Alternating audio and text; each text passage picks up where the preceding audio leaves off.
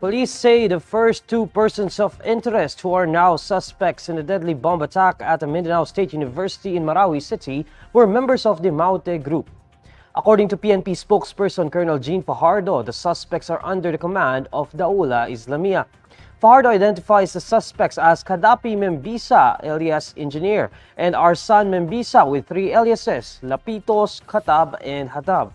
Based on the CCTV police gathered, Fajardo says Kadapi and Arsani were seen entering MSU at around 7 p.m. on Sunday, December 3. Citing police records, Fajardo reports that both suspects were involved in previous bombings. The suspects also have pending warrants of arrest. 4 persons died while around 50 others were wounded after a bomb exploded inside the Dimaporo gym of the MSU during the celebration of a Catholic Mass on December 3. The Land Transportation Franchising and Regulatory Board says it suspended the Antique Iloilo service of Ceres Transport after one of its buses figured in an accident that left at least 17 dead. In a statement, LTFRB Chair Chofilo Guadis III says they have issued a 90-day preventive suspension to the entire fleet in the said route. Citing initial reports, Guadis says the bus was bound for Antique from Iloilo City when it encountered a mechanical failure. The bus overshot a concrete barrier in Barangay Igbukagay before plunging into a ravine. According to Guadis, the agency is also looking into the roadworthiness status of the involved bus before it made the fatal trip.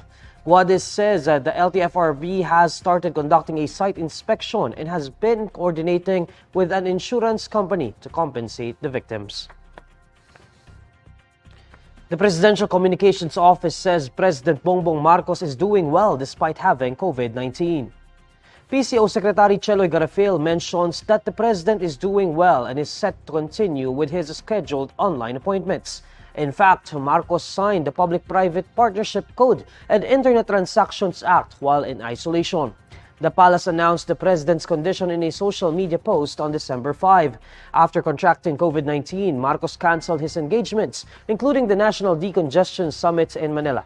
This is the third time that Marcos tested positive for COVID-19. The province of Surigao del Sur is now under a state of calamity. This comes in the aftermath of a magnitude 7.4 quake that struck off Surigao del Sur on December 2. In a resolution on Wednesday, the Provincial Council says that declaring a state of calamity is a crucial step in aiding the community as it will hasten relief and rehabilitation efforts. According to the Provincial Disaster Risk Reduction and Management Office, more than 30% of Surigao del Sur's population was affected by the earthquake. The tremor reportedly killed at least 3 people and injured 48. As of 3 p.m. on Wednesday, Phivolcs recorded 3,160 aftershocks from the powerful quake. Senator Imee Marcos backs Vice President Sara Duterte in her position on the government's move to return to peace negotiations with communist rebels. Asked by reporters if she agrees with Duterte's appeal to reconsider the peace talks with the rebels, Senator Marcos briefly says that she does. Yes. Why not? That's the short answer. I'll give you a statement when I'm ready. The Vice President earlier called the government's peace deal with the National Democratic Front of the Philippines, quote, an agreement with the devil.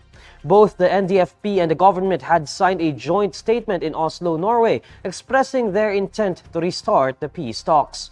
For her part, Senator Marcos says she is still confused about the peace talks, pointing out the supposed statement of NDFP Chairman Luis Halandoni seeking to overthrow the government. Medyo nalilito pa rin ako dyan sa peace talk na yan pagkat narinig naman natin si Mr. Halandoni na nagsaad na kahit may peace talk ay mananatili pa rin nila ang mitiin nila, ang goal nila na ibagsak ang pamahalaan.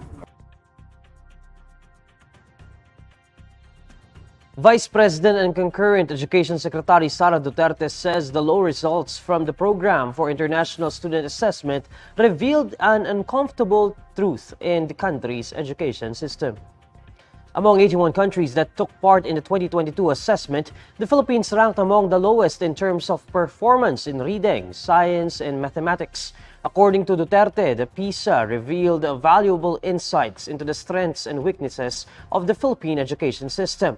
Duterte says that the Department of Education must address the results of the assessment, calling for collective action to resolve learning issues. I call on everyone to pool our efforts together to build a more resilient, matatag education system. An education system that aims to improve learning outcomes, prioritizes student and teacher well-being, and promote accountability to close remaining disparities. Phivolcs says the recent successive earthquakes felt in the country were just a coincidence. On Tuesday, a magnitude 5.9 earthquake hit near Occidental Mindoro and jolted several parts of Luzon, while a magnitude 7.4 quake hit Surigao del Sur last December 2. In a radio interview, Phivolcs Director Teresito Bacolcol says the series of quakes are merely coincidences. He adds that the Philippines has 6 trenches and 175 active fault segments, making the country vulnerable to earthquakes. According to Bacolcol, the magnitude 5.9 quake is not a prelude to the big one, as it should be generated from the West Valley Fault. He says Tuesday quake was generated from the Manila Trench. However, Bacolcol still reminds the public to remain vigilant, especially since the big one is estimated to happen earlier or later than the year 2058. The West Valley Fault last generated an earthquake in 1658, with an estimated recurrence interval of every 400 to 600 years. Here's the latest roundup of today's top stories. 2 suspects in the deadly bomb attack at Mindanao State University are members of the Maute group, according to the police. LTFRB suspends Antique Iloilo service of Ceres transport after one of its buses figured in an accident that left at least 17 dead. And UP Fighting Maroons and De La Salle Green Archers clash in do-or-die Game 3 of the UAAP Men's Basketball Finals. And these are the stories you need to know today. I'm Neil Mercado. It's 19 days before Christmas. Follow INQUIRER.net on Facebook, X, YouTube, TikTok, Instagram, and Reddit. For more stories, visit INQUIRER.net. Good evening.